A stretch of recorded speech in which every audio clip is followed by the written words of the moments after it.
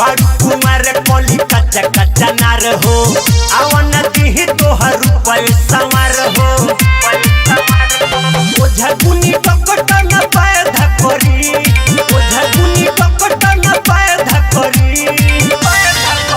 काजा वाला तनी कायदा से जान ससुरवा में फायदा करी मजा वाला तनी कायदा से जान ससुरवा में फायदा करी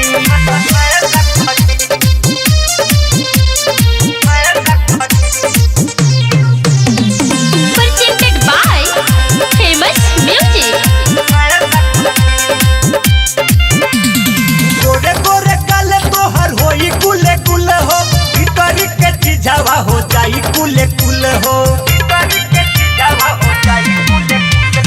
गोरे गोरे काले तोहर होई कुले कुल हो भीतरी के चीजावा हो जाई कुले कुल हो कमी बेसी तन कोन जाए द करी कमी बेसी तन कोन जाए द करी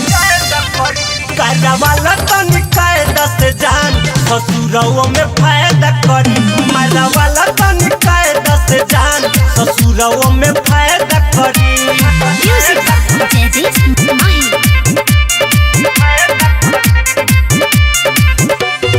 Presented by Famous Music. यारा जब टिकटी बना दी मिजाज हो जय बाबा संज से कराला ना मसाज हो यारा जब टिकटी बना दी मिजाज हो जय बाबा संज से कराला ना मसाज हो मित्रा जब मिसिति सी मायदा करी मित्रा जब मिसिति सी मायदा करी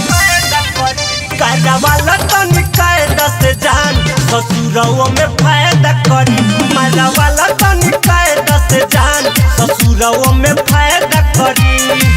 बारू कुमार कोली कच्चा कच्चा नार हो आवन दी तोहर रूपए संवार हो ओझा गुनी कपट न पाए धकोरी ओझा गुनी कपट न पाए धकोरी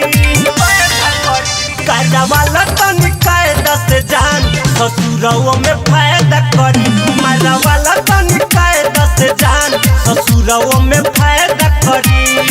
आराध्या रिकॉर्डिंग स्टूडियो कैथवलिया।